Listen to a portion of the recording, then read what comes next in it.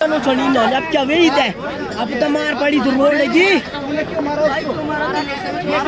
बेटी छोड़ी आई तो मार मारिया तो बैठ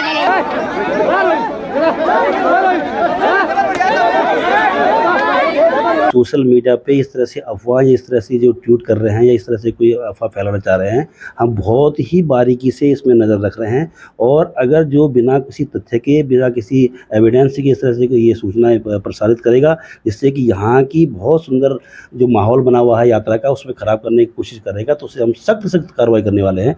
और उनके हमने बता दिया कि आपके माध्यम से कि कोई भी आदमी इस तरह से अफवाह न उड़ाए कि जो यहाँ के माहौल, यहाँ की गरिमा को ठेस पहुँचे। नमस्कार, मैं हूं सुनीत चौधरी और आप देख रहे हैं पहाड़ी सफरनामा। बीते दिवस केदारनाथ पैदल मार्ग से एक विचलित करने वाली तस्वीर हमको मिली है। पहले आप इस तस्वीर को देख लीजिए और उसके बाद मैं बातचीत करूंगा पुलिस उपाधीक्षक प्रबोध कुमार घिडियाल जी से। पहले आप इस तस्वीर को देख लीजिए। पता नहीं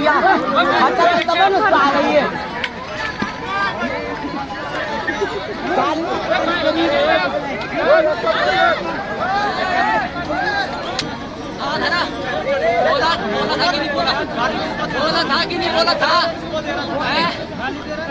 इसको छोड़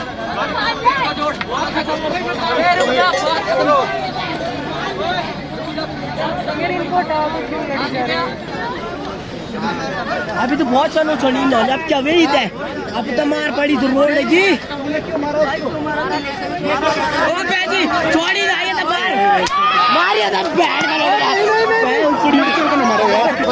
मार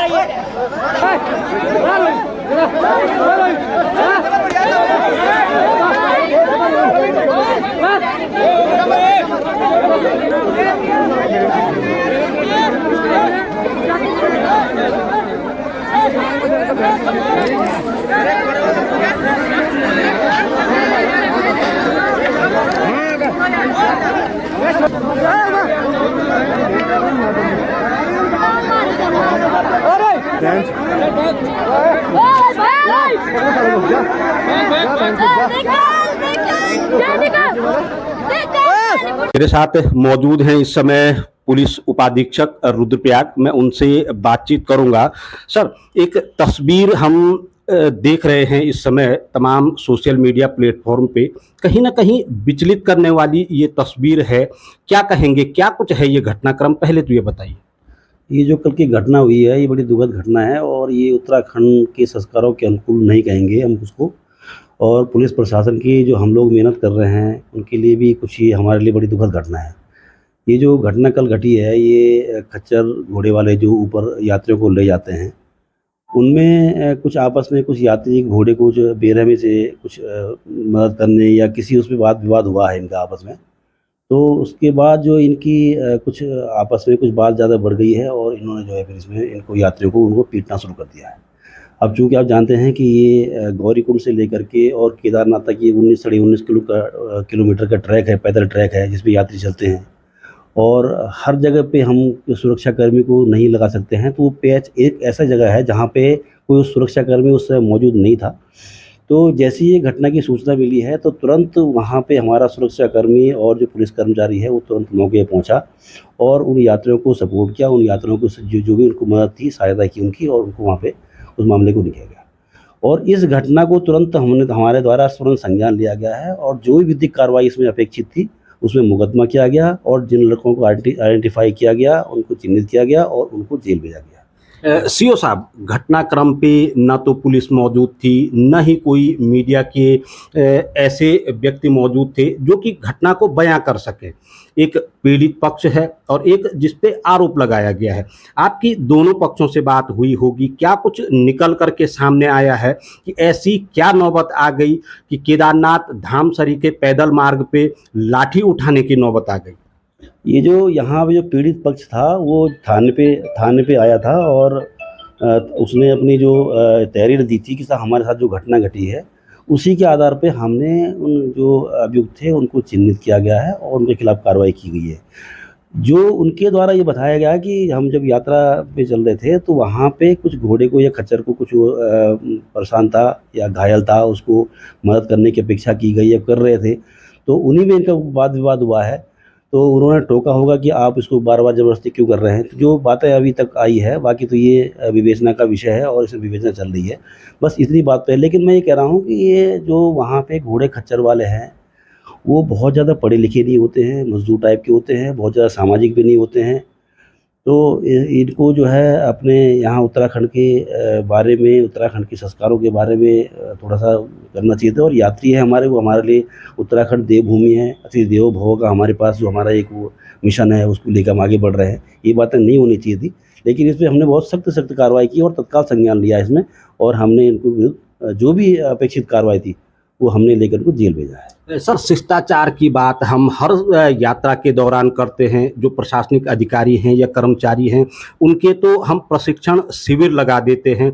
हालांकि पुलिस का एक प्रयास हमने देखा है इस बार भी कि जो यात्रा से जुड़े हुए मजदूर वर्ग हैं या अन्य व्यवसायी वर्ग हैं, उनसे भी वार्तालाप चलता रहता है। उसके बावजूद भी इस तरीके का जो घटनाक्रम है, ये कहीं ना कहीं शर्मसार करने वाला जरूर है। अब किस तरीके से पुलिस इसमें जांच को लेके आगे बढ़ रही है? देखो, ये हमारे जो एसपी महोदया है और हमारे जो डीएम साहब हैं, बड़े सहजी और सरल व्यक्तित्व के इंसान हैं, और ये शुरू से ही यात्रा को बिल्कुल उसमें लेके चल रहे थे कि हम यहाँ पर किसी प्रकार से अनियमितताएँ या अवैध तरीके से या यात्रियों को परेशान करने वाली बात, किसी बात को हम सहन नहीं करेंगे, और हमने विधिक कार्रवाई पहले से भी की है। और प्रिवेंशन कार्रवाई जो भी होती है, वो भी हमने पहले से की है। यात्रियों से संवाद भी हम लगातार हमारा बना रहता है। यहाँ के व्यापारी वर्ग, जो स्थानीय व्यापारी है, उनसे हमारा लगातार संवाद बना रहता है। उनसे मीटिंग भी हम लोग कर रहे हैं। यहाँ के जो घोड़े खच्चर हैं, उनसे भी हम लगातार उनका फीडबैक लेकर के उनको भी हम लगातार अपना जो निर्देश है उनको देते रहते हैं। उनके विरुद्ध कार्रवाई भी हम लगातार कर रहे हैं। अभी तक हमने 14 मुकदमे हमने कायम कर दिए घोड़ा खच्चरों के, उनकी क्रूरता के संबंध में, और लगातार हमारा इनसे संपर्क बना हुआ। लेकिन ये अचानक ये घटना घट गई, जिससे हमारा बड़ा मनोबल टूटा है, और हमने बता दिया है कि इसमें कोई भविष्य में कोई पुनरावृत्ति नहीं होने दी जाएगी। और यात्रियों से मैं अनुरोध करना चाहता हूँ कि लोग यहाँ पे धार्मिक भावना से आएँ, किसी तरह से वाद विवाद में न पड़े। और यहाँ के जो लोकल स्थानीय व्यापारी हैं, स्थानीय घोड़ा खच्चर संगठन हैं, और जो स्थानीय लोग हैं, जनप्रतिनिधि हैं, उनको भी इस घटना की निंदा करनी चाहिए। और मैं समझता हूँ कि हमारे उत्तराखंड के लिए, उत्तराखंड पुलिस के लिए, उत्तराखंड प्रशासन के लिए बेहद खेदजनक घटना है, और ये नहीं होना चाहिए। सीओ साहब, क्योंकि जो इस बार यात्रा चल रही है केदारनाथ धाम की, वो एक ऐतिहासिक यात्रा चल रही है। तमाम जो पिछले रिकॉर्ड हैं वो टूट चुके हैं। अगर मैं पिछले 45 से 50 दिनों की अभी तक बात करूं तो तकरीबन 9 लाख तीर्थयात्री बाबा के धाम में पहुंच चुके हैं, और वो भी विषम भौगोलिक परिस्थितियों में, क्योंकि मौसम बिल्कुल अनुकूल भी इस बार नहीं था। पहला ये घटनाक्रम सामने आया है, और जून माह की यात्रा अभी काफ़ी बची हुई है। ऐसे में एहतियात के तौर पे अगर मैं बात करूं, पूरे 19 किलोमीटर के पैदल मार्ग पे पुलिस अब किस तरीके की रणनीति अपना रही है? देखो, हमारी ड्यूटी तो पहले से लगी हुई है, कहीं पर भी कोई कमी नहीं थी, लेकिन अब ये कल चूँकि घटना घटी है, तो इसको हमने बिल्कुल संज्ञान में लिया है। और जहाँ-जहाँ पे हमें लग रहा है कि ज़्यादा गैप है, यहाँ पे सुरक्षाकर्मी, वहाँ पे डीडीआरएफ को भी हम नियुक्त करने का विचार कर रहे हैं। हमारे जो पीआरडी के जवान हैं, वहाँ पर हमको पीआरडी के जवान को भी करेंगे। और हम ये कोशिश करेंगे पूरा पैदल ट्रैक पे हमारा जो आपसी कम्युनिकेशन है वो बना रहे। और यात्रा को भी जो हमारे जो भीमबली या लिंचौली में हमारे कर्मचारी हैं, सुरक्षा कर्मचारी हैं, उनको हम पैदल उनका मूवमेंट कराएँगे, ताकि किसी प्रकार से यात्रियों के साथ कोई घटना, अप्रिय घटना दोबारा से ना हो। ये मेरा आपसे कहना था। और मैं आपके माध्यम से सभी लोगों से अपील करना चाहूँगा कि इसको किसी अलग से एंगल से इसको न जोड़ें, क्योंकि यहाँ पर जो लोग थे वो यात्री भी हिंदू थे। मैं कई जगह सोशल मीडिया पे चल रहा था कि कोई जो खच्चर वाले थे वो हिंदू मुसलमान थे, मोमडन थे, या कुछ किसी अलग उसके थे। तो ये इस तरह से कोई घटना नहीं है, और मैं आप लोगों से अनुरोध करूँगा, अपील करूँगा कि इस तरह से कोई अफ़वाह न उड़ाएँ। किसी प्रकार से कोई अलग से कोई धार्मिक वो नहीं था, और न कोई इसमें धार्मिक एंगल लाने की आवश्यकता है। ये अकस्मात घटना है, और वो उन लोगों के द्वारा हुई की गई है कि जो बहुत ज़्यादा पढ़े लिखे नहीं थे, और बहुत ज़्यादा सोशली उस पे नहीं रहते हैं लोग। ये चूँकि ये लोग घोड़ा खच्चर चलाने वाले हैं, तो इनको इस घटना को अलग से ना देखा जाए। सीओ साहब, मैं इस बात की चर्चा नहीं करना चाह रहा था, मगर जब आ गया, क्योंकि कई प्लेटफॉर्मों पे हमने देखा है इसे एक दूसरा ही रंग देने की कोशिश की जा रही है।